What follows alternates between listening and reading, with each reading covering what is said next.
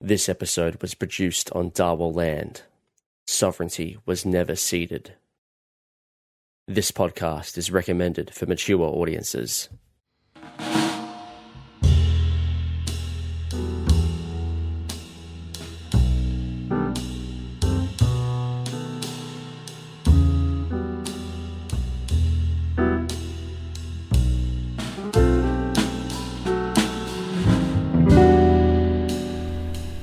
The Fumbled Anthology presents A Trip into the Light Fantastic, a Call of Cthulhu 7th edition scenario written by Matt Connor.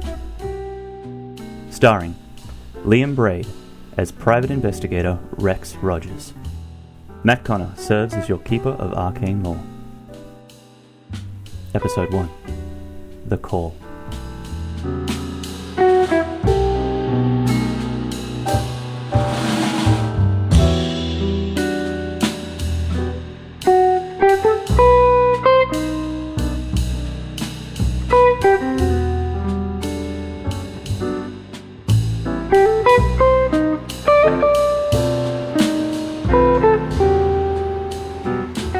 Our story begins in a town much like any other. A scatter of grey buildings beneath a weeping sky. The streets packed with cars on their daily commute. And the sounds of traffic broken only by the needless discharge of firearms and sirens. This is Cityville, USA. Sometime between the two great wars and an economic crash. And it's home to one Rex Rogers, a private investigator only a few days away from eviction, who was about to uncover the case of a lifetime. As he enters his information broker's office on the 41st floor, describe to us what he looks like. Rex Rogers, PI. If you've watched any sort of noir film, you will probably recognize this man.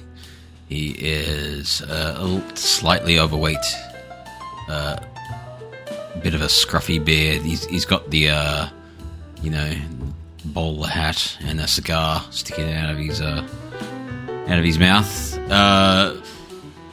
He gets the job done, and people come begging for him to take their cases, but yet for some reason he never quite has enough money. So even though he has a high reputation of getting the job done, he's struggling to make ends meet. So a little bit stressed, puffing on that cigar. That's basically him. And you enter the office, and the first thing that hits you is the acrid scent of smoke, heavy, wafting, filling the air. You're used to it. Small space. Paper everywhere, yeah. It's cluttered, it's got filing cabinets. Bits of old food on plates that I haven't cleaned up, yep. Yeah, it's your information broker's office. Oh, I see. So you've been here quite a few times, anytime you're chasing through a case. Mm-hmm. There's only one desk, and behind that desk is the source of the smoke. It's a balding, rotund man, probably a little bit larger than you. He's got a painter's brush mustache and a red face. He's also smoking a cigar. Yep. His name is Norman Guy, but you know him as Norm. And he looks up as you enter. Rex! Have I got a case for you? You had any breakfast yet? He kind of pulls up a little brown bottle from under his desk, and he offers one in like a sort of semi-cleaned glass for a glass of whiskey. Norm, no, I don't need breakfast when there's dirt to be found and mysteries to be solved. What have you got for me? Suit yourself.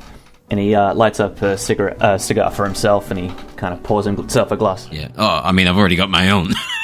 No. He's going to light one up as well. Yeah. And he puts it in next to the one he's already got. What you got? Another fraud? Another, wife looking for her husband? What's going on? Well, we got a kidnapping. Word on some of them sovereign citizens. Apparently they got some sort of commute east of here, outside of town. Had some sort of tiff between their made-up royalty and some kidnapped a noble. I don't know too many details about the case. The guy on the phone sounded a bit weird, the type, all them hicks in the rural areas, they start to sound like the same person once you listen to enough of them. Wait, Norm, stop. I don't think my ears just processed what you just said. What was it? Sovereign citizens. Them weirdo guys that think that they're not part of... Kidnapped noble? Is that what you said? Look, it's a made-up title. They don't really matter. Oh, okay. But the important thing is someone's missing. They call themselves nobility, and they want to go and try and get him back. But here's the important part, right? The guy, this whole commune, they've put up a bounty for this girl's return, right? Oh, yeah? 1,000 gold pieces. $1,000? No. It's gold. Buddy, gold? If they're minting their own currency in gold bullion, we're gonna be fucking rich. You understand? So pure raw gold. Yeah. Minted gold. 95, 24 karat gold. So I'm told. The fuck? Bullshit, it's real. Okay, maybe it is, maybe it isn't, but you're gonna go find out, alright? Look, if it's real, do you know how much gold is worth these days? I don't, but I bet it's a fucking lot. So you know what? Why the fuck not? Yeah, no, it's worth way more than the stocks. They have to install a trampoline on the sidewalk because the guys next door, they kept looking at their portfolios, I tell you. So, this is gonna put us down for sure, alright? I already got you a ticket. You just gotta take the train down to this place, Staten, and talk to Hugh, alright? He's the contact, the guy who runs it in. He'll be fine. Hugh, is it? Okay, right. Hugh, yeah. All right, yeah, and he scribbles down the address of wherever he's got to go. Yep. And he lights up another cigar, and he takes a large sip of his whiskey, and he gives you the train tickets that you need. All right. How much cut are you wanting out of this? Standard. I'll just take 10% finder's fee. Got yourself a deal. Be done by the end of the week. All right, I'm looking forward to it. So you make your way out of the office, and you find yourself, after some time, on the train as it chugs along beyond the city's limits. Grey skyscrapers turn to residential suburbs, to rolling countryside, farms, ranches, and grazing livestock. The rhythmic bouncing and warm air inside the carriage, so contrasted against Cityville's usual musty air and miserable atmosphere, begins to put you to sleep. The carriage rolls on. Find yourself dozing off. Yeah, barely slept last night anyway, so why not? And then you're jolted awake. Yeah. You can hear the sound of the conductor yelling out, "Next stop, Staten Village!" Oh, shh, fuck. And you look out the window, and it is a stark contrast. Countryside's still there. The sky itself has turned from the grey clouds that you're used to into a vast conflux of pink and orange clouds that crackle with lightning. Beyond the fields run a mountain range that you've never seen. And as the train begins to slow down, you see dotted around little medieval-style straw cottages with domed roofs, like large brown and yellow mushrooms that are sprouting for the earth. And considering you don't recognize this territory, and you're not quite sure where you are, give me a sanity roll. Yeah. I mean, I was just going outside the city, wasn't I? But this is an area that you've never recognized before. You've been outside the city. This is not just outside the city. But he still said next stop the place I need to go, right? Yes. So the train's starting to slow down at your destination. Okay, so yeah, okay. That is a pass. Yep, you're fine. So it's a bit of an odd kind of countryside, but yeah, it must just be further than you've travelled before. Maybe there's some odd tinting on the window, I don't know. Anyway. So you make your way off the train, you gather your things together, and you set off. You're the only one getting off at this particular station, and it's not even really a station. It's just kind of... Well, is it obvious where I need to go? Yes, in fact. You're basically at the top of a hill. And just beyond that, you can see there's like this little winding path that goes into more of these strange mushroom-shaped houses. But right in front of you, there is this huge building. It's got a sandstone exterior, walls, beautiful tinted windows, glass stained, mahogany framed woodwork. And you remember, you look at the notes that that Norm sent you, or that Norm wrote for you, and it says, "The Dragon's Breath Inn." And sure enough, carved into the door itself is almost lifelike in its detail, shaped like the yawning mouth of some medieval European-style dragon. And as you start to kind of approach this large building, roll me a spot hidden check. 46 on a 70. Pass. Success. Yep. It's incredibly detailed. You can see the workmanship that's gone into this. It's almost someone's dedicated decades just to carving the detail of this door. And you look up just beyond it. It's not just the mouth of a dragon. It looks like the entire face, including the eyes. And you swear that the eyes themselves just blinked and shifted directly to stare at you as you approach this door. Give me another sanity roll. Neat trick for the owner of this establishment. That's 21. Pass again. Yeah, just a neat trick from whoever owns this place. Yeah, no, the marvel of engineering. It's got to be one of those strange optical illusions that you've seen before. So, you kind of push open the door, you go through the inn's mouth, and you find yourself inside what looks like, it's the interior of a tavern. There's a huge hearth in the middle. It's very warm. Even in the air outside, it's kind of shifted into that kind of summer vibe. You're almost starting to sweat as the heat kind of escapes. You smell the rank essence of body odor. It is permeating through this place. This place is... As well as alcohol. Like the floor itself is just sticky. Could do some renovations here. But the strangest thing is the people inside. It looks as if you've walked into this carnival freak show. There's people of all shapes and sizes. There are people that are 3 feet tall, some that are 6.5, muscly, huge. Some of them have strange coloured skins, almost like they have, some sort of strange disease or leprosy.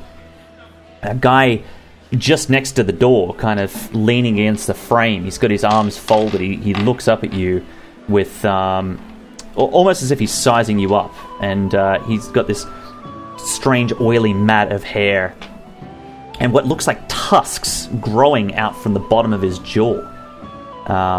Some sort of like strange Neanderthal, but his skin is this weird kind of swampy green, and he's huge, muscled creature. And they all dressed like they're ready to go to a medieval fair. As if the Renaissance is in town. They've got strange pointy ears, like some of them have very dark, almost like pupilless eyes. And they're talking in strange dialects that you've never heard of before. I've never seen no costumes like these. No. Give me another sanity roll. I can either pass this one, but that's a 93. No. No. All right, yeah. This is beyond anything that you've seen before. The realism of these people. It's almost sick that this amount of people with these strange diseases could be allowed in this space. It's ungodly, that's what it is. Yeah. You lose 2 points of sanity to start with. Yeah. You do happen to notice that one of the more normal-looking people in the room is the bartender. This better be fucking Hugh. He's got a handlebar mustache and mutton chops, and he's just a single apron, pockets. He's dressed almost like an old-style peasant. And he's just kind of polishing this glass with this one dirty rag, because he's just kind of keeping an eye out, waiting for customers. There's nobody currently at the bar. But he looks like the most normal person in the room. What do you do? Yeah, I'll approach. Hey, I'm looking for a Hugh. He looks at you, and you can see his eyes. Like, he kind of takes you in. He looks at your coat. He looks at your kind of dress style. It's so different from how everybody else looks in this room. And he almost drops his glass. He kind of catches it at the last second. He puts it down, and his mouth kind of holds itself agape for a second.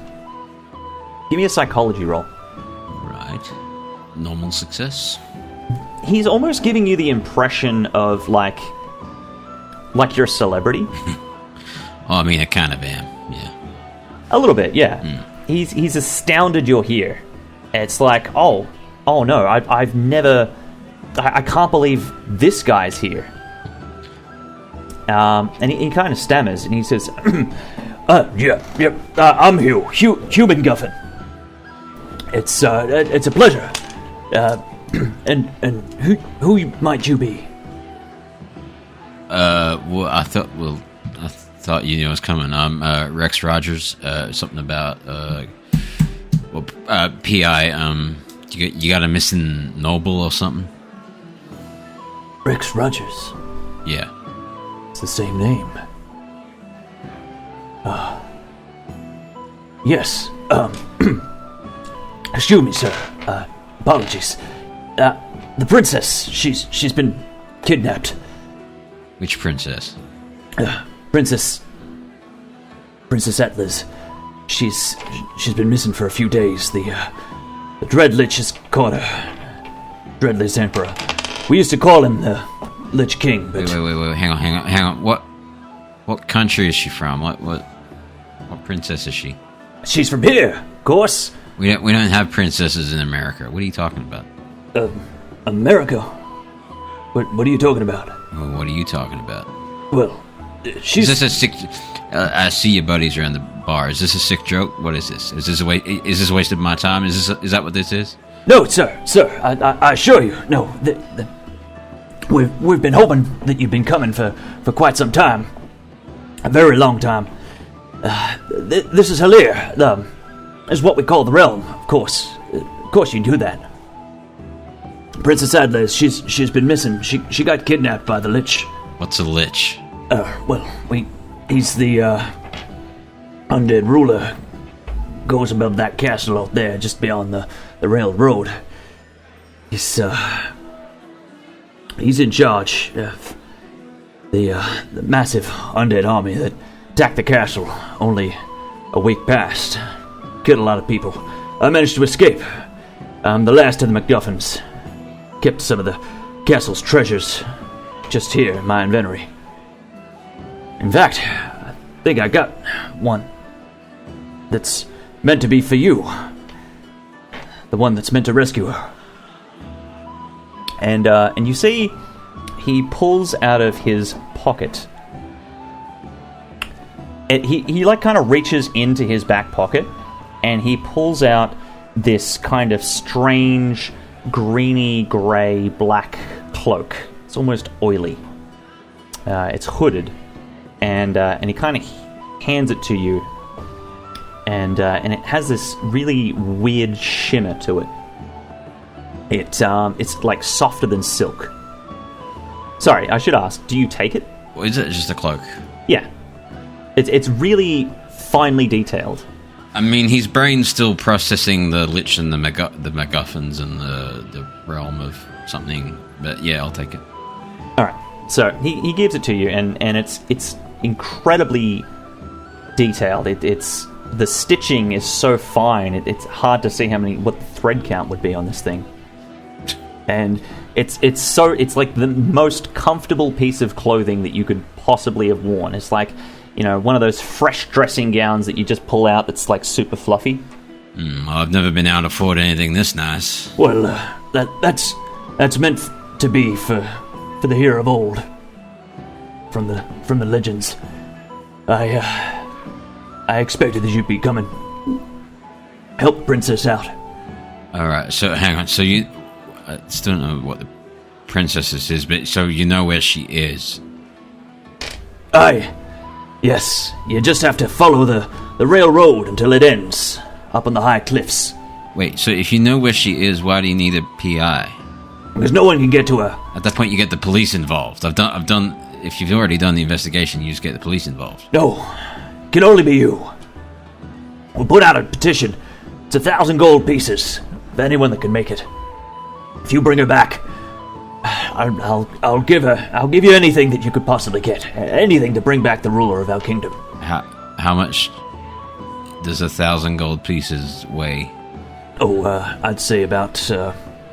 A lot of gold. It just occurs to you as you kind of like you're having this conversation, and it just clicks. That cloak is way too big to have come out his back pocket. Like it's like a full like trench coat, similar to the one that you've got at the moment. And it is way too large to just fit in a person's back pocket. So just give me another sanity roll. We're here for a good time, not a long time. That's a fail. That's why I started you high. All right, you will lose just another one sanity for now. Okay. I don't fucking understand what's going on, but fine. Where is she? And I'll go get her then. Hey, you just have to follow the railroad, but don't venture from it. It's dangerous beyond those roads, beyond in the wilds, and we just don't have time. This lich guy that's got her, is he part of a gang? Is there a lot of them? Are they armed? He's a warlord.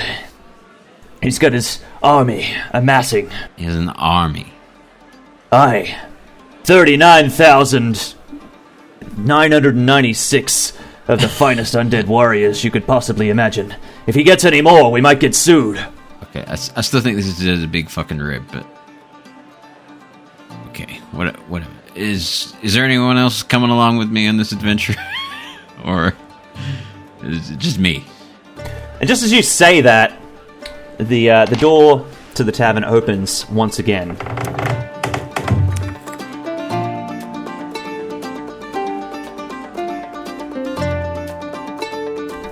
The Nat 1 Anthology presents A Trip into the Light Fantastic. A sort of Cthulhu 7th edition scenario written by Matt Connor. Alex Green as renowned Kazoogalis, Warad J. Emily Ward as royal bodyguard Lady Fiora Goldeneye. And reintroducing Liam Braid as the legendary savior Rex Rogers. Matt Connor serves as your dungeon keeper.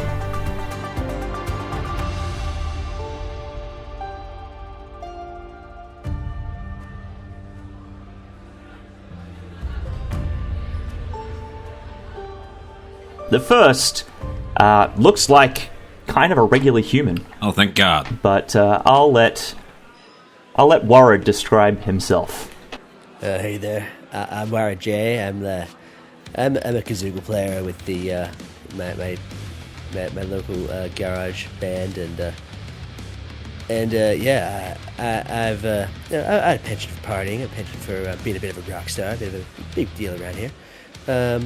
Yeah, I'm a human guy. I've got 6 feet tall. I've got this wavy jet black hair that's side parted. Yeah, I've got this cool cloak on, and I've got a shirt that looks half buttoned up, and I've got like a cool necklace, like a shark tooth necklace, and yeah, it's really cool looking. And I got these leather pants and some traveling boots, and yeah, I'm just like a rock star, man. I've got my nails are painted black like black like my soul, and yeah, as I'm going in, I'm seeing some beautiful elvish ladies in the corner. I'm like, hey ladies, how you doing? They kind of like make eye contact and deliberately look away from you. Whoa, man, don't harsh my vibe. Maybe I might play some kazooga for you later if you're lucky. The giant tree paladin standing next to you shoves your arm a little bit to get your eyes off the lovely, smitten elven ladies.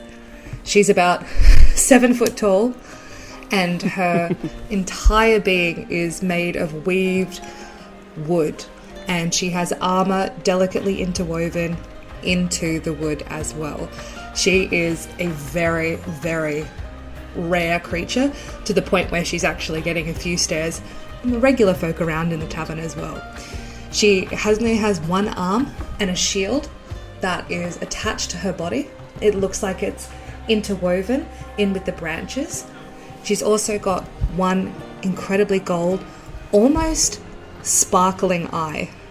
And as soon as it makes contact with you, Rex Rogers, you feel uncomfortable, like as though she knows something about you. And there is no hiding the special effects from this tree woman. So, roll me another sanity check, please. What am I hiding? No, you're standing at the bar, and she's just immediately clocked you as soon as she walks in. Normal success. All right, I'm still going to say you have never seen, like, a living tree person before, so you're going to lose one more sanity. I'm starting to think this is a fucking dream, but what? Hi. Yeah, so they both spot you. How they want to react is going to be up to them. I'd probably first, like, rub my shoulder, like, sorry, Golden. Yes, you're right. We should probably focus on the mission. Jay, it's him. It's he who was spoken of. Who? You mean the guy? She grabs the front of your shirt and drags you, locking complete eye contact with Jay, and walks directly toward him. It's him for sure. What? Okay, yeah, sure. If you're sure, okay. I can fucking hear you. I'm who? Oh, the innkeeper kind of stammers. What the fuck is going on here? Lady Goldeneye, didn't expect you to see you here. A pleasure. He kind of bows his head. He's very nervous. I'm not looking anywhere at him. I just ignore Hugh McGaffin completely. And I lean my entire frame down so that my face is in line with yours. And I'm like, we have waited for you for aeons. I don't know what the fuck is going. You know what? Good prank. Impeccable prank. You're Rex Rogers, are you not? Yeah, I know. Yeah. Clearly, you know that. Everyone here seems to fucking know that. Holy shit! It's Rex Rogers. That's the guy. You've been talking about. Fuck, man. That's so cool. Keep up, Jay. Hey, man. What? I gotta shake his hand. Hey, Wire Jay, man. I'm a big fan. Good to meet you. You're here, man. Flesh and blood. I mean, lady keeps talking about you, and I didn't believe her at first, but holy shit, you're here, man. You're fucking here. Look at you. You're fucking dressed like a...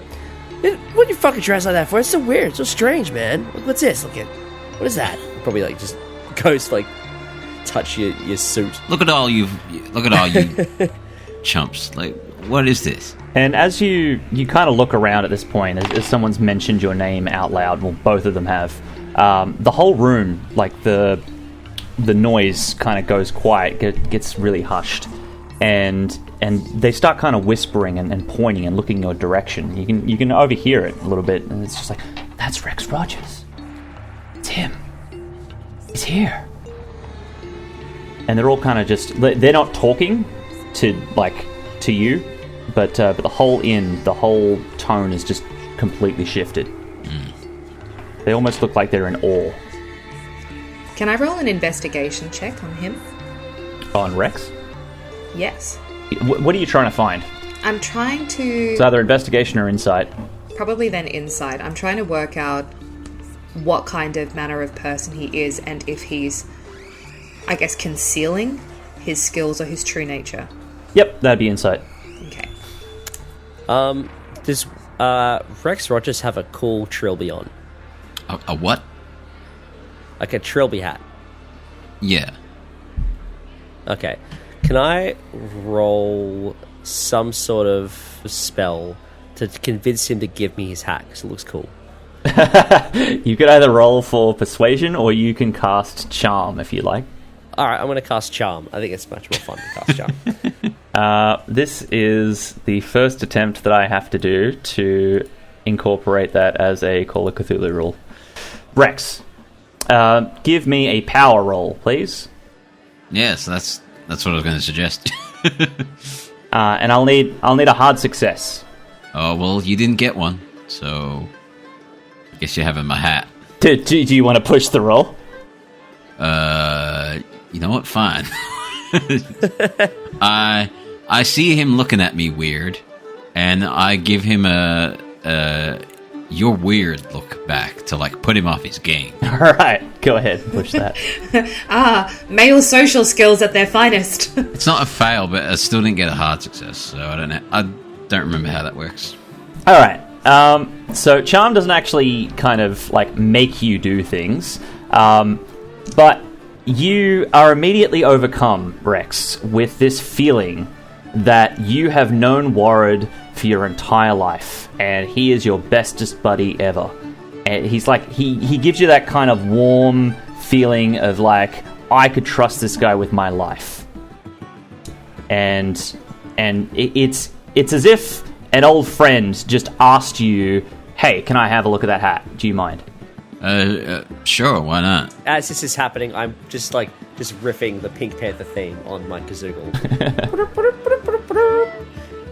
Just as long as I'm just testing it out, but then you just have this overcome this feeling of like, oh, this man is my best friend. Oh yeah, you want to see my hat? Yeah, sure, yeah. That's a cool hat. Yeah, it's a cool hat, man. Try it on if you want. Oh, cool. I'll take it on. I'll try it on. I'm like, oh wow, how do I look? Do I look fancy?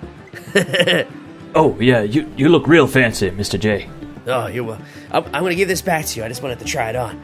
This is really cool, man. Hey, best bud, you want to buy me an ale? I haven't had one in a long time, and I'm a little parched. If the effect is still on me, then sure. All right. I'll buy the next one. For the hero of old, it's on the house, of course. Hey, all right. Never mind then. This will be my round. You can have the next one. Sure. He puts two glasses of ale on the bar. What did I find out with my insight roll? Did you succeed?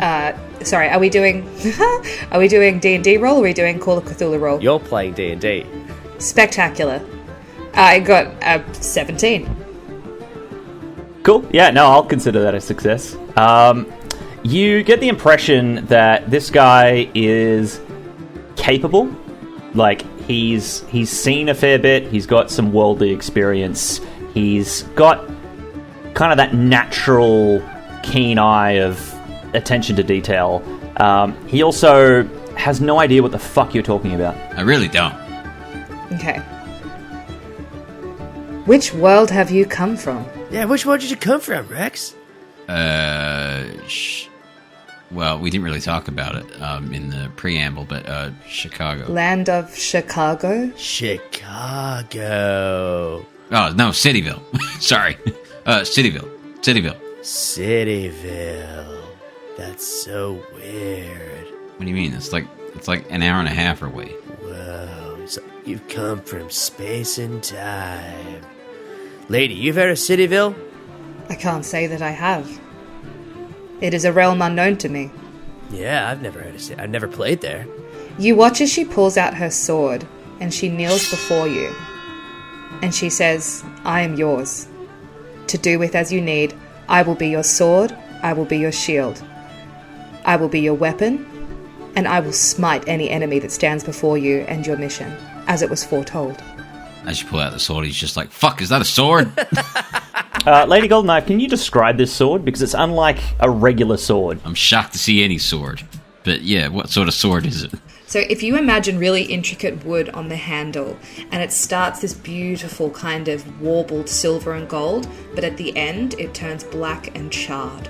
So it glows, and there's something quite off about it. Like, it actually feels more terrifying than a normal sword because of that kind of black charred energy. It feels like there's more malice, and if it were to point in your direction, you would be struck humble in its visage. It's an impressive wooden sword you got there. Give me another sanity roll. Fail. Fail, alright. Fail. This time... Sanity's tumbling quick. Yep, you'll lose another sanity as this... Like, just the feeling as soon as she draws this strange blade, it emanates fear and malice. And you can tell that anyone on the end of this blade is going to feel that 10 times as much. Hey, and I'm here. I'll be your friend too, Rex. Yeah. Good old buddy, old pal, yeah. Okay. You know what? How about I find this, I've already forgotten what her name is, this princess of yours. You give me my gold, and I'll just go back to Cityville, because this is all too fucking weird for me. Her name is Aldez. You will speak it with respect. Albez? Aldez. Aldez, dude. Is that Spanish? So she's a Spanish princess or something? What the fuck is Spanish? We live in the realm of Hylia. What are you talking about? She's Hilarion. I mean, I'm not too familiar with, like, Eastern Europe. Is it Eastern Europe? Okay, we're gonna give you a geography lesson on the way, okay? But right now, I think we should probably get going, right? We got a lot of traveling to do and not a lot of time to do it. Why don't we have much time to do it? Well, Because it's a one-shot. it's a one-shot, Liam. Don't ask stupid questions. All right, well, we better hit the road then. We're going to skip the part where I stop being keep being confused, and we're on the road. I think it's a montage of me explaining what Hilarion is. Yeah, montages. So, yeah, there's dragons, right? And some of them are good, some of them are bad. Jay is your best friend. Jay's cool. You want to go hang out with Jay. That's all this is. Jay's a fucking champ. And after a 3-hour lecture about the world, my only question is, what is a kazoogle? Well, you see, a kazoogle is a mix between a kazoo and a bugle. It's my own invention. I discovered it myself, and I use it to, control the crowd, if you will. And it's how I got so successful in the music industry. Unfortunately, they don't take kindly to brainwashing. So I didn't last long. I haven't heard of the Warred Files yet. And how's life growing up as a tree? Oh no! Excuse me. What did you call me? I mean, I don't really know what to call you. I gotta be honest. I'm part of an ancient race, boy. You need to calm down. Ancient race? The Fier Druids. You haven't heard of them? So like Africa or Fier Druids. Air Druids. That 3-hour lecture has been going on as you've been walking down the railed road towards the mountains, the ominous mountains in the distance, upon which you can see the shadow wrecks of this strange castle. That's a strange castle. I just got out of a scenario on a train. What is this? Now you're on a railroad. That's all right. Make sure you follow it. Hey, it's where all the action is. Like the yellow brick road, but different. As you start to get angry at Rex for being extremely racist to your people, you two can roll me a perception check, and Rex can roll a spot hidden. I love you having to juggle all of this. Phenomenal. I have a 61, which is a fail. I have a 13. Oh no, it's a pass. It is a pass. No, it is a pass. Oh, good, yeah. Yeah. But you had a really good spot hidden. Yeah, you gave me a lot. And I have a nat 20. Woo! Nat 20, beautiful. All right, I will say that, Warren, you're far too preoccupied. Yep. But Rex, you notice on the track ahead, there is a broken down carriage. You can see a dead horse just beyond. It looks like covered in arrows, and it's bleeding, and it isn't moving. Lady Goldeneye, you can see the telltale sign of goblins and the rustling in the tall grass just beyond on the side of the railroad. I draw my sword and scream threateningly in a kind of tree pitch that carries affront. It's quite like jolting. You would have been having a conversation and then just seen me launch into prepared battlefield stance. Can you, give me an intimidation check. Ooh, it was a 12, but I've got a +6, so eat that. Yep, alright. So, as you let out this incomprehensible scream, I'm going to say that beyond, in several of the patches of tall grass, you hear like as a couple of them jump out of hiding, almost like frightened by this noise. And for the first time, Rex, you notice this. They're the size of children, and they have green skin, but it's weirdly leathery. They also have glowing red eyes and mouths filled with teeth, rows of sharpened teeth, like sharks. Their mouths take up half their face. They're larger than they ought to be. Good God Almighty. And there's dozens of them. They have primitive spears, scraps of metal that look like they've been fashioned or scavenged into crude swords and clubs. And, well, a few of them have been frightened, but not enough. Seeing Lady Goldeneye's concern, I pull out my revolver and point it at them. Of course. I'm going to get the two of our fantasy players to roll initiative. But Liam, because your dexterity is pretty much how your turn order goes, you have effectively rolled a 14 always. Then if you have your gun out, then you'll get your bonus to that, so it'll be considered that you rolled a 21 instead. Sounds about right. I have a 21. I have a 5, but a neg 1, so 4. 21, was it, Warren? Yep, I got 21. Alright, you get to go first. So I see how many goblins? I will say there are actually a dozen. A dozen goblins? Yep, a dozen goblins. Alright, I'm going to do a spell. I'm going to do Shatter. So I'm going to pull out my kazoogle, and I'm just going to start playing probably Baby Shark. And it creates this horrible, loud, ringing noise. It's painfully intense, and it sort of... Just imagining Baby Shark on the kazoo, which is basically what the song already is. Yeah, pretty much. And it's sort of in the middle. It sort of emanates from in the middle of this goblin pack. It'll hit about 3 of them. Perfect, that'll do. Ideally, the ones at the front. Alright, and they have to roll a save, is that right? Yep, they make you do a Constitution saving throw. What is the DC for them? 14. I don't even know how the Call of Cthulhu armor rules work. Much easier than this, I'll tell you that much. Just gotta go with the flow. Just gotta roll with the new punches. Exactly right.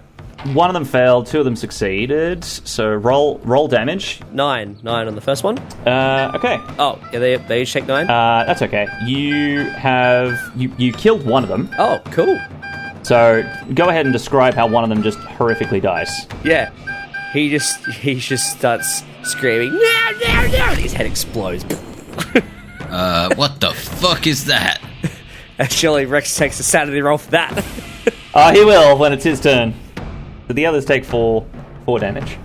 The goblins would be next. So a few of them start firing their bows. I'm going to say 2 on Lady Goldeneye, 2 on Ward, and 1 on poor Rex. What am I getting hit with? A bow. A bow? Is that a fucking bow and arrow? Not the new guy. That's my accent. Lady Goldeneye, your AC is ridiculously high. Yup. So one of them... I'll say they both shoot you, but your shield just easily catches the first one. But the second one, I rolled a nat 20. You take 8 points of damage, reduced by half because it's piercing. Yeah. I break the arrow like it's a twig and then pull the rest out. Psh. Warren, what is your AC? My AC is 16. 16. Okay. One of them hit and one of them missed. Mm-hmm. So you will take 7 damage. Can I do cutting words. I think that's what it's called. Yes, and also your cloak activates. Oh, perfect. Okay. So you can... I'm going to make it roll a dexterity throw, and if it fails, it takes... Oh, we'll roll 2d10 damage anyway. Mm-hmm. It did succeed, so it's going to take half that. And then cutting words as well. Yep. Okay. Cool. So, how do you insult it? Dude, that's my fucking cloak, you green piece of shit. That'll do. Fucking goblins. Ugh. I think it has to roll a will save for that. Yeah. Which it also failed. I'm not green. Yeah, okay, so it starts crying, it shits its pants, and then it immediately combusts. It just spontaneously combusts as the cloak just sets it on fire. What the fuck am I watching? A fifth one fires at you, Rex, but the arrow flies clear. What the fuck? The others, 3 more of them, or however many are left, end up charging the rest of you, but they're a little bit too far away. Rex! First, yes, roll me a sanity check, because you just saw 2 of these guys explode. Just absorbing the sights of sanity. That's a fact. I started with 70 sanity, and it's just all shit rolls. That's 3 sanity. Okay. Now you may take an action. I will, in classic Call of Cthulhu style, I will fire 3 shots of my gun at the goblins. Go ahead. They're going to attempt to dodge. Actually, no, they're not going to do that, because they don't know what a fucking firearm is. Yeah, they know what a gun is. Yeah, just shoot them. First one is a 20, success. Cool. Next is a 61, fail. Next, can I spend... Oh, no, you can't spend luck on combat rolls. No, you can spend luck on combat. Yes, you can.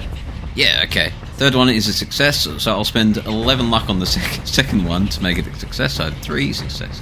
Alright, just before we start rolling for damage, are you firing at the same target or different ones? He's quite panicked, so he's just going to fire at whichever one's closest. This is a panic fire. This isn't a strategic, let's take them out one by one. Yeah, okay. No, go ahead. Roll for damage. That is a 25 on one goblin, please.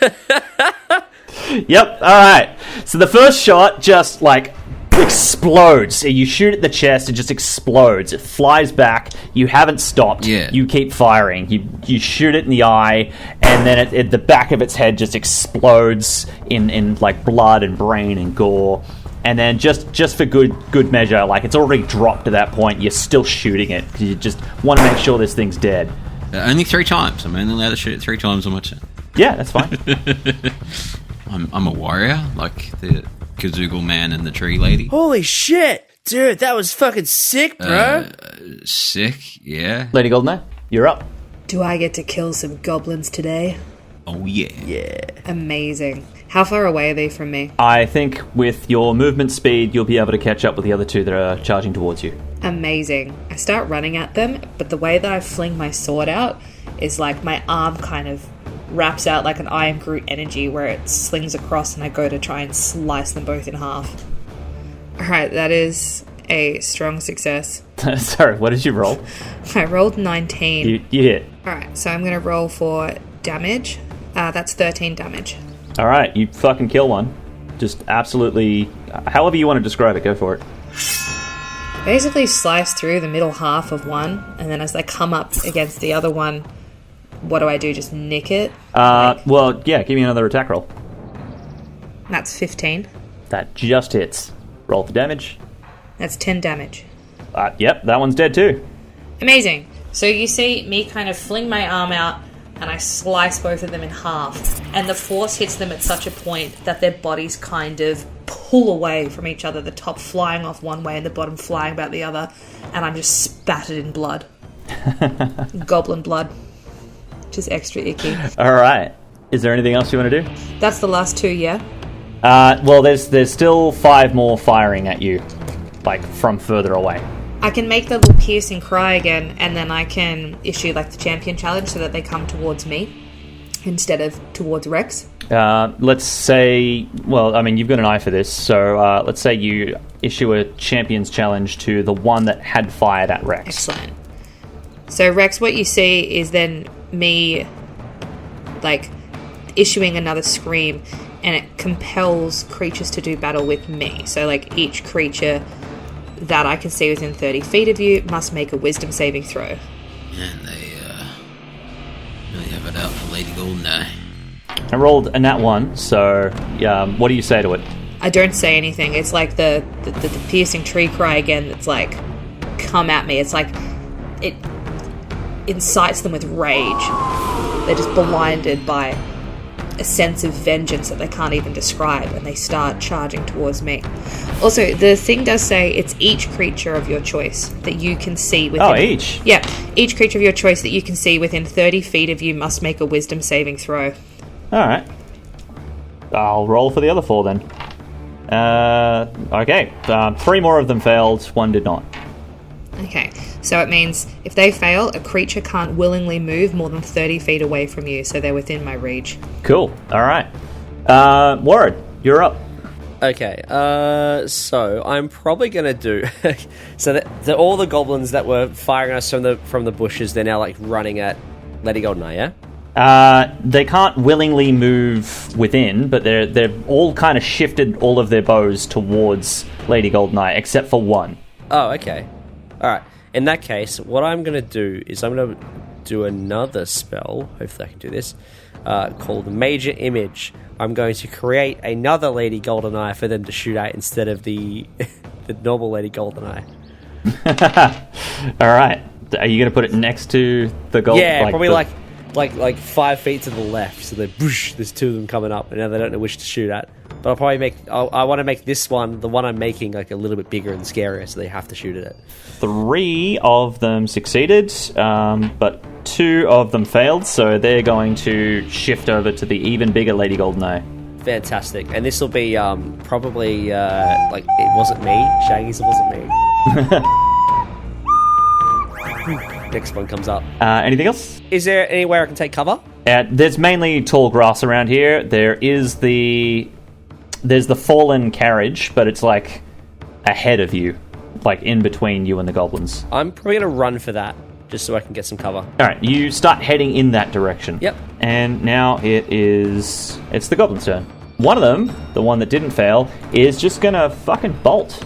He just drops his weapon and scoots off in the opposite direction as fast as he possibly can. The other 4 are... Well, 2 of them are going to fire at the fake Lady Goldeneye.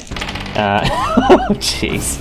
God, I wish I was filming that. I rolled a double nat 20 on this fake mirror image. So they immediately fire their arrows at this fake Lady Goldeneye. The arrows fly straight through, and then they realize that she's not real. The other 2 go to fire at the real one.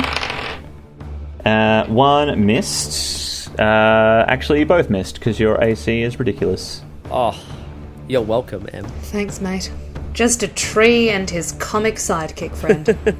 Oh, look, I'm not just a comedic side relief. I can also do stuff. No, bards are OP. Now we're up to Rex. What are you doing? I feel like I should just get a sanity roll every time my turn comes around. I was gonna, unless something crazy happens, I was just gonna make you do it at the end of the combat. I'm gonna yell out, Ward, what do you want me to do? Ward's hightailing towards the carriage that's further ahead. Fuck. Ward, what should I do? I'll be yelling out, find some cover! Find some cover! I'm gonna find cover then. I'm gonna say, given your dexterity, you actually are faster than Ward. Oh, good. Probably a little less laden as well, since you're not carrying a heavy kazoogle around. Hold up. So you actually get ahead of Ward, and you make it to the actual carriage itself. Yeah. And you like fling open the door and run inside? Oh, sure. If I can do that, yes. Yeah, okay. So you fling open the door, and you are immediately hit with the sight of this like fat noble with Ew, fat people. It's got this really resplendent robe on and a nice fancy hat, and his face has been horrifically mutilated by what looks like multiple small blades over like a long period. There's like blood all over the side of the cabin. Oh no. So go ahead and give me another sanity roll for that. Is he dead? He's very dead. Or you can roll a medicine check if you want to double check. But Well, I mean, sanity roll first. When dead is a scale. That would have been in the past, but I lost so much sanity, so no, it's a fail. Yep, okay, cool. 4 sanity for you. Oh, God. What's going on here? Ward! Yeah. Whoa! Oh, dude, this guy's got fucked up. What do we do now? Well, I'm gonna loot him, I guess. Yes! True adventurous style. Yeah. Alright, yeah, you can do that on your turn. Lady Goldeneye, you're up. I'd like to do branding smite, please. Aha, yes, go for it. Yay! I'm so excited. I'll say conveniently they're in pairs right next to each other. Oh, They're not like all bundled up, but there's like pair in one area and pair in another, so you can aim for one or the other. I enjoy how you bring the story to me. Haha.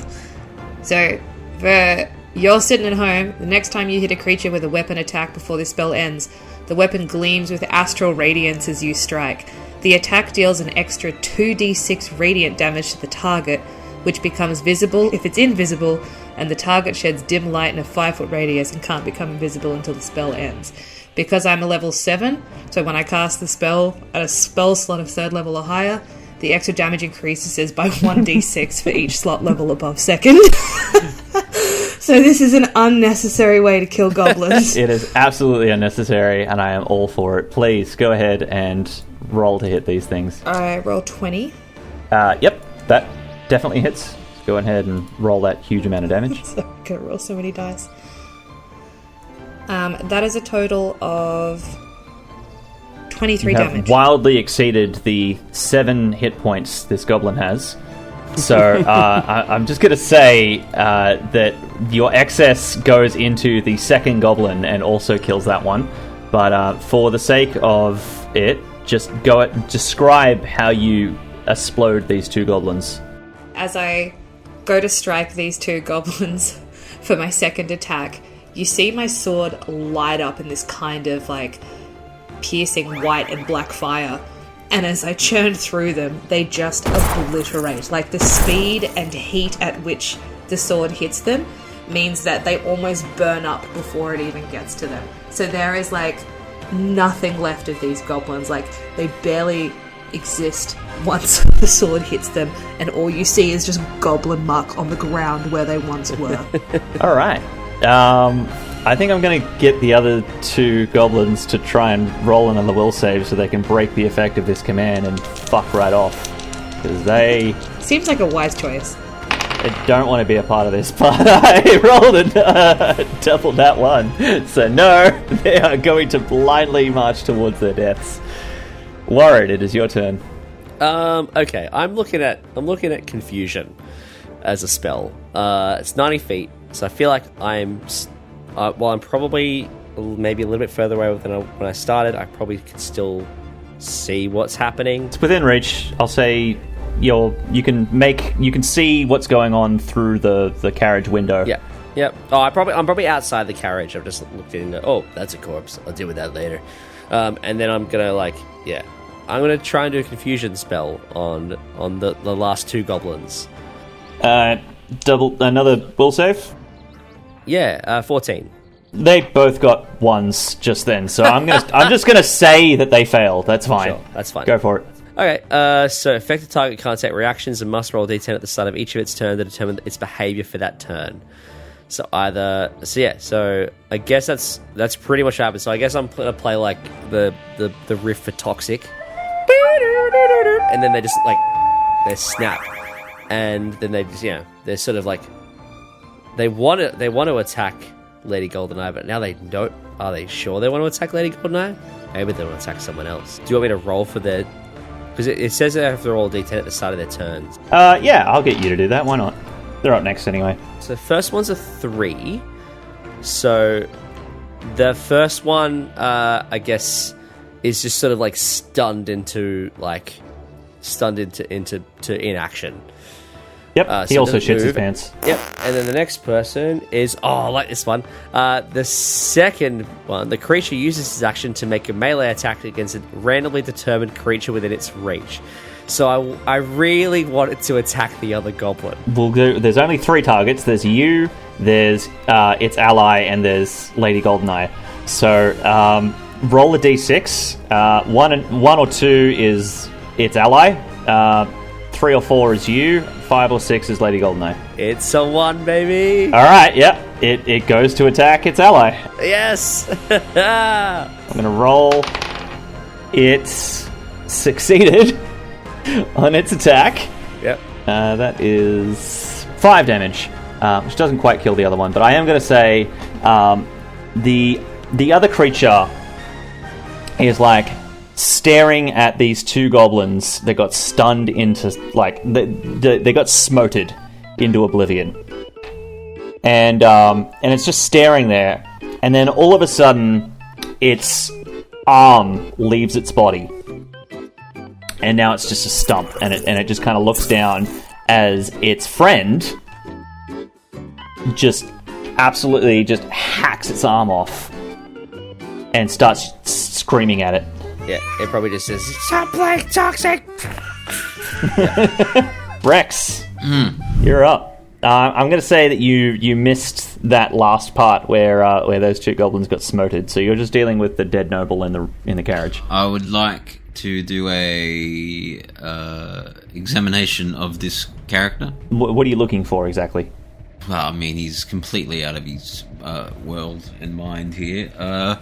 I'm gonna look for anything any reason he may have died, and then anything valuable. I'll let you do one first. So, do you want to look at determine his method of death, or what he's got on him? He's a Call of Cthulhu PI, so we're gonna look for causes of death with a first aid roll. Yes, then it's first aid. That's a fumble. Lovely. You're examining his body. You go to lift his head, and you don't quite realize that his head wasn't quite attached to his body. And so, as you're moving his neck, you kind of like grab the top of like his hair, and his head just kind of comes with it. Fuck. And now you're just holding this head. Yeah. So, give me another sanity roll. Success for once. Sorry, just one. So just one thing. I have an action called Counter Charm, which allows me and friendly creatures within 30 feet advantage on frightened or charmed saves. Now, I'm going to sanity roll count as a frightened save. Is the question. Dungeon Keeper of Arcane Hasbro. I think yes, I'll allow that. I'm not gonna keep allowing it, but he's succeeded, so you won't have to do it this time. I passed my sanity roll. Save it for later. Okay. So I'll say you don't lose sanity this time, despite the horrific situation that you were in. This is actually not the worst thing that has happened to you in the last 5 minutes. So you can't quite determine how he died, but this is probably one of the reasons. You need a head to live. Yes. Such a keen PI. Lady Goldeneye, you're up. It appears this man has lost its head. So observant. There's 2 left. One of them's missing an arm. Surely you got this. Is it my turn to do some more smiting? Yeah. Get going. Smite. Alright, I'm just gonna stab. Like, I think I've already pulled my pretty badass move. I'm gonna cast Divine Favor. So you're going to see me usher up a leaf from one of my hands in a kind of prayer gesture, and it empowers me with Divine Radiance, and it means that my weapon attacks will deal an extra 1d4 radiant damage on a hit. So unnecessary. Go for it. It's a one-shot. I've got this giant bag of goodies. I'ma lay them all out, baby. These are goblins, for crying out loud. Yeah, but I'm an angry lady. Alright, I've been hard done by. Alright, so I roll. It's a 15. You hit. Yeah, I do. Oh god, I love this character. Okay. Alright, that is 13 damage plus the 4 of Divine Radiance that I get, so that is 17 damage. You absolutely kill it. I'm going to say you kill the other one too. Brilliant. So what you see is Lady Goldeneye viciously hound these goblins that are fighting each other under the spell of Jay, and she eviscerates them. So her sword with radiant fire cuts between them and slashes so that they're just chopped into bits and they fall on the ground. And all is silent, except for maybe the cry of victory from Lady Goldeneye. However you guys celebrate your victories normally. You hear no more goblins, except for maybe the one screaming off into the distance, knowing that all of its friends are completely doomed. And all you hear is the rustle of the wind across the tall grasses that play in the fields. Is there still a goblin running off? Yes, it is I'm going to say 120 feet away. So, unless you got something with that range. Oh, I'm just going to run towards it. I'm going to assume that my speed is much faster than theirs. It is actually not. Goblins have an ability where they can move even faster as a bonus action, so you won't catch up to this. The audacity of this bitch. Oh my god, I have a spell that is 120 feet. I turn to Jay and I say, get it. We need to find out why they're here. It's a message. Oh. Your wife calls. She says you need to get home by 6 p.m. Sends message. Alright. My band's playing this Thursday at the Dragon's Head Inn.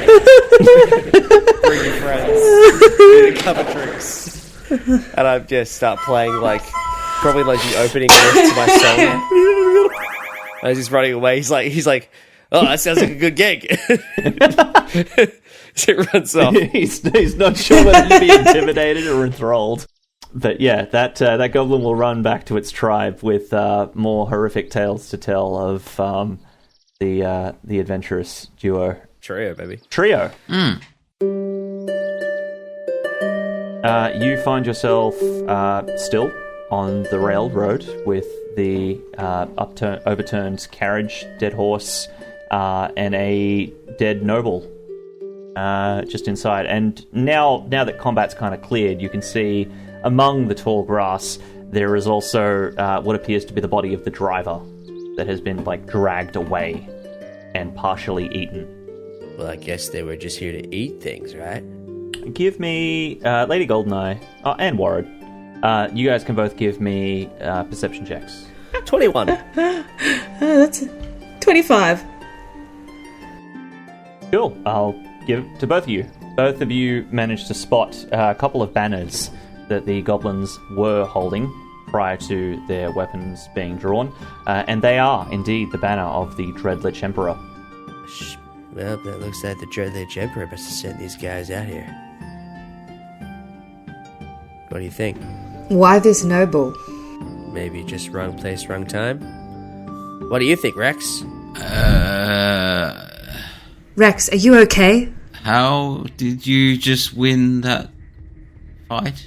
Yeah, now it's settled a little bit, and you kind of come to terms with the fact that perhaps the people you're traveling with are far more dangerous than the creatures you just fought. I point my gun at them. Yep. Okay. Well, roll me a sanity check as well. That's a fucking hell. Oh my goodness, that's a fail as well. I mean, there's a giant tree standing in front of you, heaving hard of breath, with goblin blood all over her. So, valid. I'm not even faking these. I'm generally failing all these, and I started with 70. That is four sanity. I'm indefinitely insane already. Once again, I would like to do a counter charm, if that's alright with you. Okay. All right. Yeah. Go. Counter charm. I'm going to do a performance roll. Yep. Do a performance roll. You succeed. I will let him roll a bonus die. Oh, that's pretty bloody good. That's a 28. Go ahead and roll a bonus die, and you can describe what riff you're playing. Probably something uplifting. As he's points a gun at me, I just... It's the end of the world as we know it. Does it work? That's an 18. Yes! It calms him down. Yeah, okay. You don't lose 4 sanity. Rex probably feels like he's just taken a hit of something a really delicious drink, and he's like, oh. Would you mind informing me of what just happened? Well, there were some goblins who came. It looks like the Dreadlinch Emperor was coming after them. And what's a goblin? oh, you've never heard of goblins? You don't have goblins where you come from? No. Oh, that's cool. Evil, vicious creatures. I smote them. You need not fear. Your life will never be in peril as long as you travel with me. Yeah, she's not wrong. How did you double yourself, lady? Goldeneye? That was me. Oh. That was me. She didn't actually double herself. No, my Kazoogle made anyone who I guess heard my song. They saw a second Lady Goldeneye. Don't worry about it. It's not. Oh. It's fine. So did you kill any of them, Ward? I mean, did you see the two that exploded at the start? Well, I thought I did that. Oh no, you definitely got one. No, but there were two others at the start that one of them burst into flames because they upset Daisy, and I just give my coat a little pat. Who's Daisy? And Daisy's my cloak. The cloak kind of flares in a dazzling display of several different colours as you mention its name. Yeah, we ride together, don't we, love? Okay. Yeah, that's right. And he starts just giving his coat a little nuzzle. He's cool on the coat. Yeah, we have each other's backs. Just like I got Lady Goldeneye's back. So, anyway, right, so I'm not just a bumbling fool. Is there any role I can do to do some genuine investigating that will be helpful? What would you like to find out? Well, the lady, what were they talking about? They were wondering what happened here. You want to find out what happened with the carriage? I just want to do sort of a general Sherlock Holmes of the scene. Okay, yeah. To glean anything useful. All right, I will go with spot hidden. Yes. Spot hidden can do. It's an extreme success. This is my time. This is my time. Very nice. Point me to the princess somehow. I like to think I'd help by playing Pink Panther. It does appear that the carriage itself was attacked. I'll say, given your extreme success, you determine it was attacked mere hours ago. The blood hasn't quite dried yet. The horse was attacked first. The carriage looks like it was... the horse was kind of pulled into a panic, veered off the side of the road, caused the carriage to collapse. The horses were attacked first. Horses put into a panic. Then they went off course and they crashed. It looks like the merchant inside hadn't died straight away. It looks like he was slowly tortured to death. He suffered. In fact, no, he didn't just suffer, he was tortured. Until he bled out. And the decapitation was post-mortem, but it didn't look like they had time. You can see from the tracks and that, now you can make out the footprints, almost covered in blood and dirt, as they make their way back from the overturned carriage into the grass. It looks like you were just approaching as they were getting ready to do more to it. Are the footprints the same as the feet of the goblins? Yes. I see. Looks like your goblins here killed this man, then cut his head off, and then put it back on.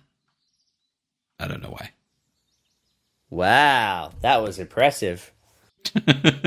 There is also a door beyond there. There looks to be a footlocker in the carriage that is locked, but it does not appear to have been opened yet. I'm gonna try and open it. Ah, yes. You can make use of the lock-picking skill that I gave you. I pull out a nice lockpick tool out of my coat, and I spend 12 luck. I want to do Bardic Inspiration to help him do this. What does Bardic Inspiration give you exactly in terms of a roll? it basically adds 1d8. So I'll roll a d8, I guess. I'm going to say, for the sake of giving it to Rex Rogers, that you can roll 3d8 instead. Okay. And then take that off whatever he rolled. That seems reasonable. Well, it's 15. Cool. All right. So whatever you rolled, Rex, take 15 off that, and then spend luck if you need to make a success. I was wrong before. So I still need to spend about 3 luck. But I'm doing it. I'm playing the final countdown. I have no idea that you're helping me. And you just feel like you just feel more proficient, but you don't realize that. That's me doing it. The lock clicks. I'm like, I'm in. Hey, good job, Rex. You're doing good, man. Dude, this guy's all right. We can look for clues. Maybe they were carrying something valuable. Oh yeah, good idea. Hey, Lady Goldeneye, you want to help us look for clues, or are you? What are you doing over there? Looking all sinister like. Seething at the audacity of the goblins to put Rex Rogers in any kind of danger. So, Rex, within the footlocker, you can see, like, beneath a fine-looking towel, it appears that there are several bags of various spices and materials beyond what you might even recognize. Give me an intelligence roll. I need a hard success. No, it's only a normal success, sorry, unless I spend a lot of luck. I'll say you do know that some of these are spices, but you can't quite identify what they are. But some of them aren't. Some of them look to be more foreign material. I think I've heard of this one. Hey, Ward, is this paprika? Warren, you can give me a knowledge nature check. Saffron, maybe? I do have a bit. I have a little bit. Oh, that's just a 10. You do recognize some of them as, saffron, myrrh, salt, various spices that would be used for trading. The others look to be rugs. You're not quite sure what, though. I'd probably be like, whoa, salt. Wow. This guy's rich. He's got salt? Well, yeah, he's got salt. It's hard to come by, man. Is that saffron? Whoa, dude, this is fucking loaded, dude. What are you talking about? I can get this shit down at Benny's on the corner. Whoever Benny's is, he's loaded or something. Grab the bag. We can't stay here. Is the carriage workable? The carriage is completely busted. One of the wheels has been broken. Like, the axle's been broken off the wheel, and even if you didn't, you don't have any way to pull it. Rex, my guy. Put your back into it. No, I'm kidding. What I was going to say is you guys have like a shit ton of spells, so maybe you have something that could help. I have a strength of 40. It doesn't help. I've got 16 magic points. What spells do I know? Teach me a spell. I have fear. I'm going to make him do it. There's nothing more motivating than fear. No. Probably, yeah, I think we just walk. Grab the bag. Anything you can carry, anything you can see. We have to move now. All right, loot the body. Gotta start loot the body. What do I find? Yep. All right. You get 22 platinum pieces in a little purse. Yoink. And he's also on him. He's got like a really nice looking ruby ring. Ooh, yoink. Cool. All right. You can add that to your inventory if you want. Yeah, all right. You guys make your way along the railroad. All right. Do I recognize him as a sage? Or is he carrying sage? He is. he's carrying sage. He is not a sage. All right. Tally-ho, onwards.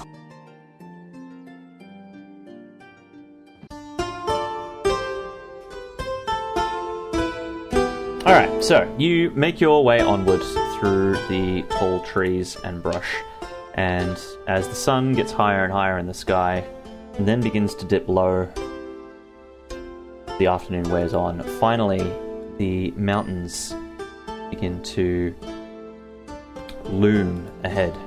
Before you know it, you've reached the foothills. The railroad continues onwards until it reaches a tunnel just at the base of the mountain. And then beyond, several hundred feet above, you can see the makings of a castle of impossible proportions. It is literally jutting out of the peak of this mountain in a way that architecture simply should not hold up. And as it looms above you, Rex, give me another sanity roll. This could be it. Oh no, it passed that one. I'm hanging on. It's reality. Alright. So, the railroad stretches into this dark tunnel that appears to go into the mountainside. Continue onwards. But the tunnel itself is only large enough to fit 2 people across. Lady Goldeneye, you'll be fine looking inwards, but the other 2 might have trouble if you don't have dark vision, or some way to see. We have torches. Yeah, maybe like a torch or something. Alright, so you pull out a torch, light one up, and kind of flickers in the dim lighting. The natural cave. It's and you all kind of venture in as the railroad continues onwards into this tunnel. And soon enough, you make your way lower, deeper, as the tunnels go onwards. And soon you come to a wrought iron door. And the cave and like the rough stone suddenly shifts to brick and worked worked stone. And you kind of see that the railroad itself stops. It kind of almost blends into the stone before almost disappearing entirely as you find yourself at this door. Should we go in? I'm following you guys. Rex, you were the hero of old. Lead the way. Yeah, Rex, you're the I hero. mean, I'm the hero. Fuck you talking about? You're the hero of the prophecy we've been told ever since we were young. Well, I mean, I heard about this prophecy from Lady Goldeneye, but apparently you're the savior or something. What? Fine, I'll go for the fucking door. The door's handle itself doesn't seem to turn like a normal way. It's not like a door knob. It almost seems like you have to like put your hand in and like pull something on the inside and then pull it out. Okay. So go ahead and roll a spot hidden. Success. You catch this straight away, Rex, because you're at the door. It appears that there's this strange whirring coming from the inside of the door. It sounds like this strange mechanical whirring, and you can almost catch just out of like the glint from the torchlight. Just on the inside, it seems like there are a few holes. This door is much more intricate than you expected, and you catch a flash of steel of a blade on the inside. I stop. Why'd you stop? There's a trap. Oh. A blade? Or something? I don't know what the fuck's going on, but I'm not going through that door. Fine, I'll do it. And she strolls forward and tries to walk through the door. Alright, so are you like opening through the handle of the door? Mm-hmm. Okay, so you got to put your one working hand through the door and pull the latch, and as you do, you hear this sudden shing as this guillotine kind of swings down. Sorry, not a guillotine, a pendulum. A pendulum blade kind of swings down as you've put your hand in and started to pull the inside handle. Give me a reflex save. Or an 11. But I also think that I get +7 to my saving throws, so that makes that an 18. Still not quite high enough. Okay. You take 11 points of damage. Mm-hmm. And I will need a Constitution save. Mm-hmm. Sick. That's a 16 then. Cool. All right. So the blade kind of just sinks into your wrist and just stops dead. But you kind of feel like your hand's a little bit caught now that you've got a blade stuck in it. Okay. Oh. Can I still, like, move my fingers enough to try and get the latch? Give me a strength roll. Can I try and help by removing the blade? Can I try and push the blade off?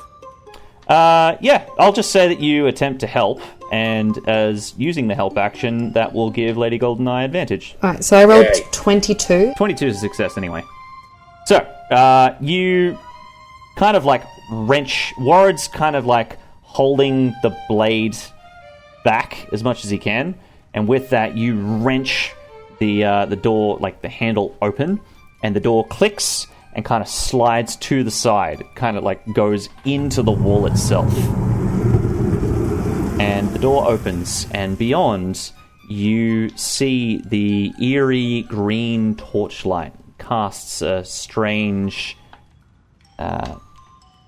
sickly hue over the room through the stone-worked doors. And beyond is this incredibly shaped rug. It has a strange pattern on it. Almost looks like a railway. But it stretches on beyond even your vision into the darkness. And it's just, it almost feels like a tunnel in itself. But at the same time, it also looks like the entrance to the castle. Well, on we go, I guess. We have to push on, she says, like heaving with breaths because she's obviously in pain. But you can also see like the beginning of a new leaf forming where her wrist was cut. Rex, can you give me an intelligence roll, please? Yes. Fail. Oh, yeah, I don't fucking understand anything that's going on.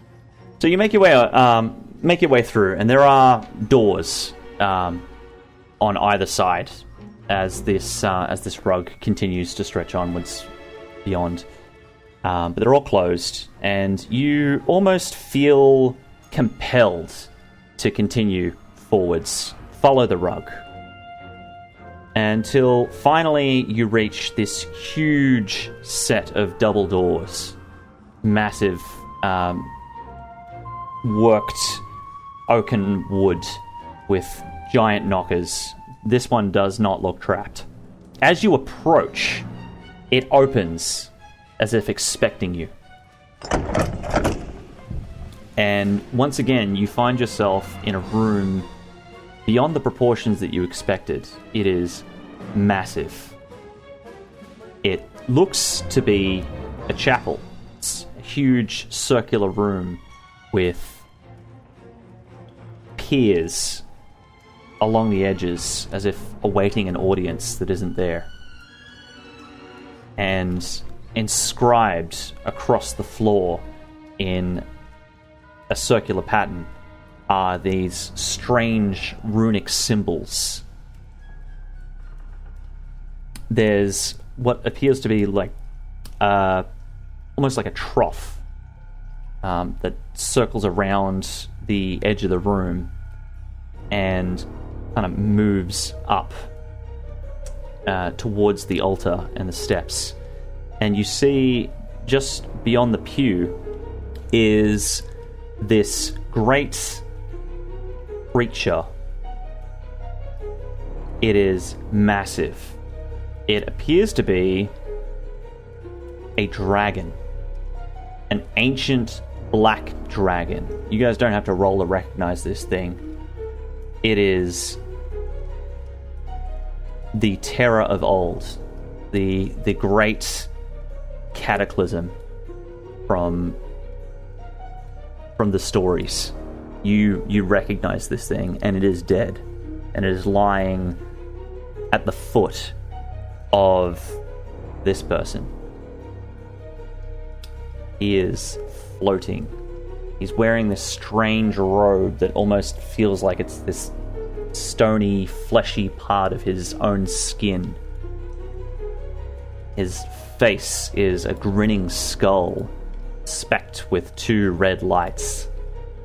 And within his chest and coming from under his arms and beyond his robes are these tentacles, ribbed and flailing about as if extra appendages. The man himself is withered, emaciated, as if he'd been dead and embalmed for centuries. But he turns his head, almost floats his entire body towards you in your direction as you approach. And only just now does it catch your eye. 7 man-sized crystals, translucent, floating high above, about 30 feet in the air, that decorate the room. Each of them, the bodies, still living, of the 6 sages and the princess herself. Princess. Is that a fucking dragon? You are responsible for hurting her, and I charge him.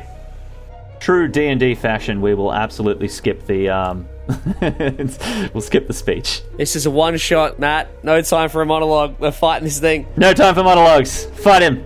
Roll for initiative. Hey. That's 20, baby. Woo! I got 1, so we're done. We're at the end. Okay, you're going last. And Liam will be 14, as per normal. Mm-hmm. That is our initiative run. So, Warren, what are you doing? Okay, I'm going to... I could try and do a shatter, which will probably, hopefully, destroy the glass. Because I can use it on stone, crystal, or metal. And they have disadvantage on the saving throw. So, can I try and do that? Cool, yeah, sure. Yeah, alright, cool. I'm doing a shatter. So it's DC 14. It's an inanimate object, so I'm going to say it doesn't get a save. You get to roll damage, and I'll just determine how bad. Yeah, it'll shatter if you deal enough damage. Ooh, 15 already, and that is... and I realised I have a spell mod of 6, so I should probably add that to it, right? 25 damage. Alright, which one are you aiming for? Any of them? The closest? It's anything within it. It's a 10-foot radius, so how many can I hit? I will say 2 of them. Yep, I'll hit 2. Probably the one with the princess in it. I want to free her first. And then probably the one next to her. What's the range? The range is 60 feet. Okay. The princess is the one that's right above the lich, and it's the furthest one away. So I'll say you won't be able to reach the princess's one. Okay, I'll get the sage then. Alright, you get 2 of the sages. Yep. 12 will begin to crack. Yeah, you can see that it splinters into several pieces. Neither of them quite break with... Was it 12 damage? No, 25. You deal 25 damage. Okay, yeah. They do break. So they shatter into pieces. The sages themselves fall. They fall 30 feet and take... Baby shark. Yep. Ow. Okay, 6 damage, so doesn't actually kill either of them. But I'll say that they probably sprain an ankle as they land on the glass crystals. And the lich screams out in anger as you do so. Uh-oh. And then for a bonus action, quickly do Bardic Inspiration on... probably on Lady Goldeneye, I think. Yeah, cool. All right. Yeah, pump up a little bit of Pump Up the Jam. And then Lady Goldeneye feels like, let's do this. It's my walk-up song. Lich's turn. He is very angry at you. He points a single finger at you. And I need a wisdom save from you. That is a 14. 14. All right. You take 18 points of damage. Oh, that's a lot of damage. Holy shit. Of psychic damage. What does that mean? I don't know. Depends on whether you've got resistance to it or not. I don't think I do.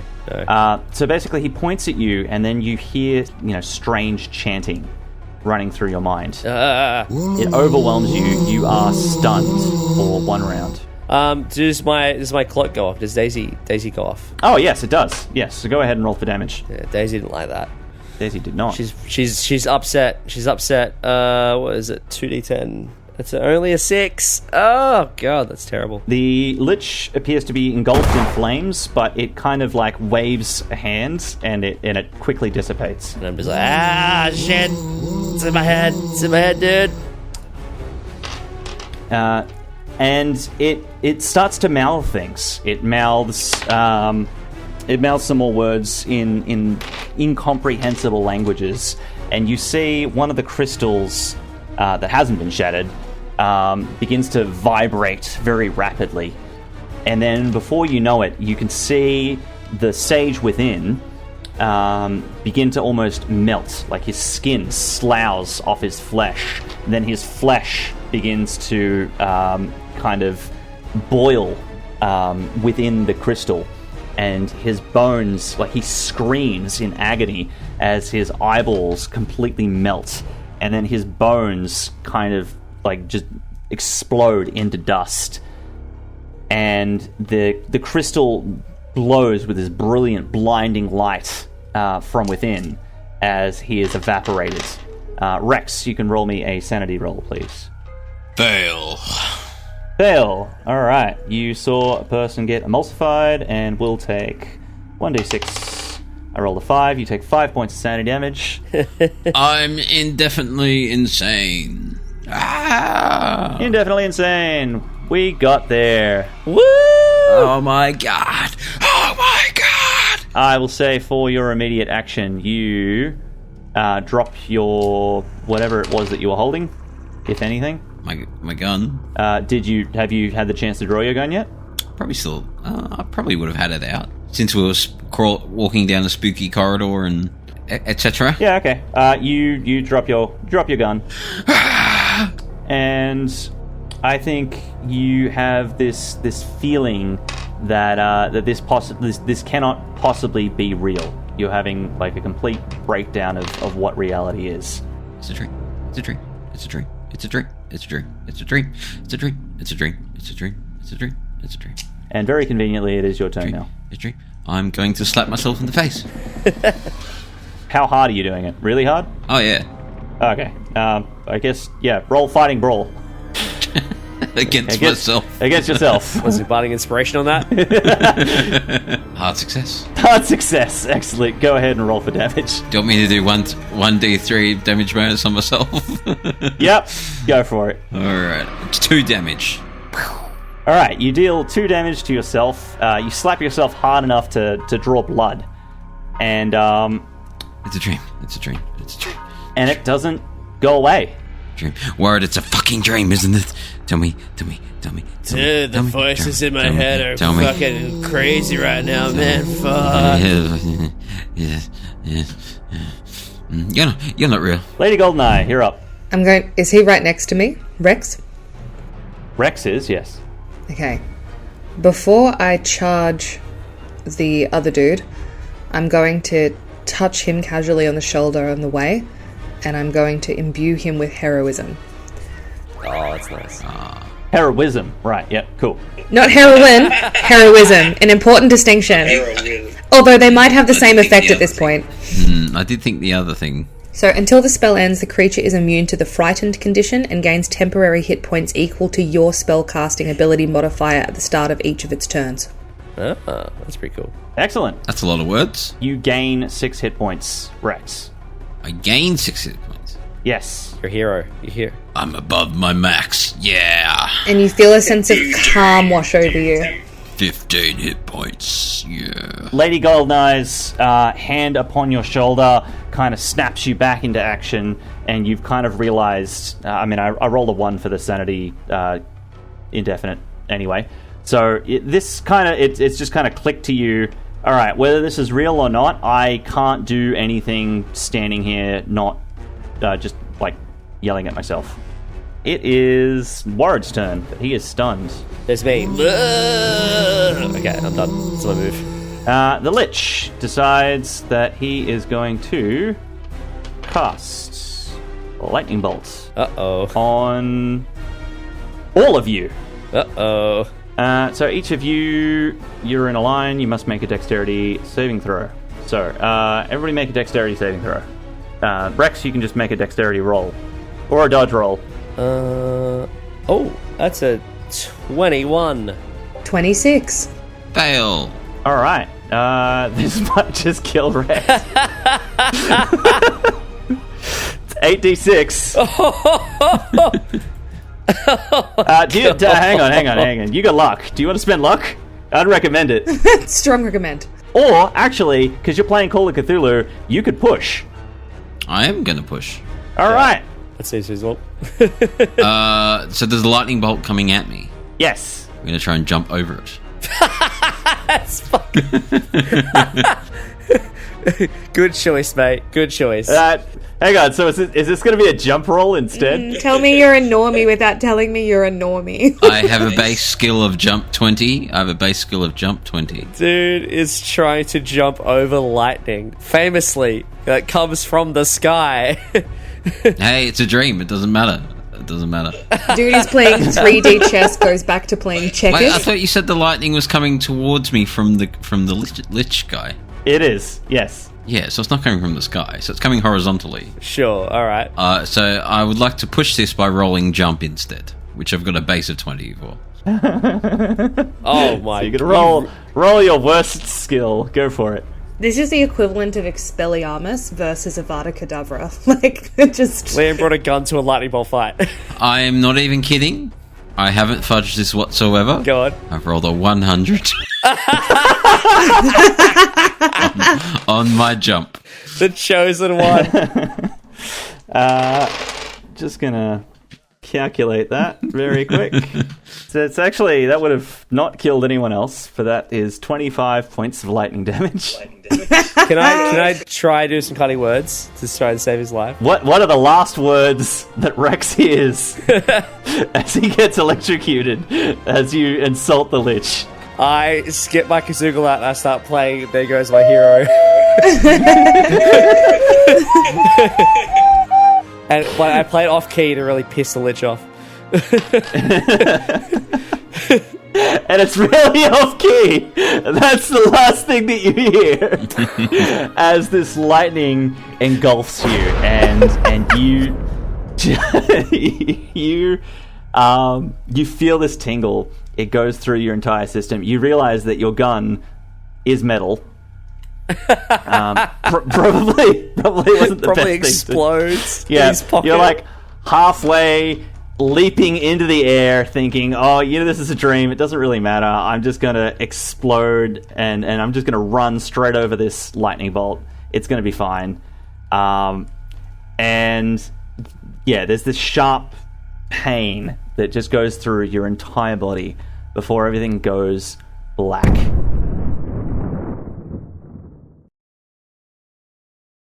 And then you open all of your eyes. All of my eyes? All 12 of them. You open all of them. All of them? As That's a weird way to describe two eyes. You realize that after so many eons, you have finally awoken. You think back on the fractured echoes of your thoughts, these thoughts, memories, dreams that you've cast out into the world from your underwater city. The one that has finally risen up above the surface. Strange creatures flitter around, but they pay you no mind. They expected your coming. The chanting that you heard heralds your arrival. Great one. Yes. Now that you have emerged from Relay, what would you like to do? What's the quickest way to take rule over this petty world? You need only stretch out your mind and open the doors as the madness finally heralds your awakening. I have been called. Who had my phone number?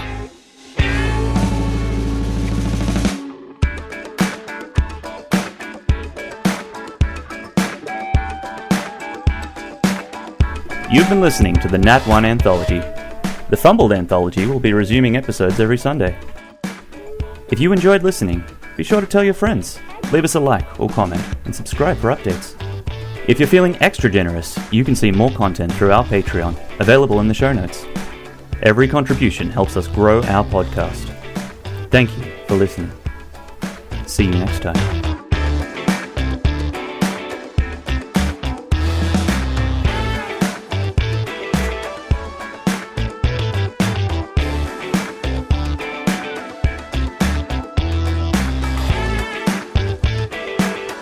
Do you feel like you've D&D'd enough?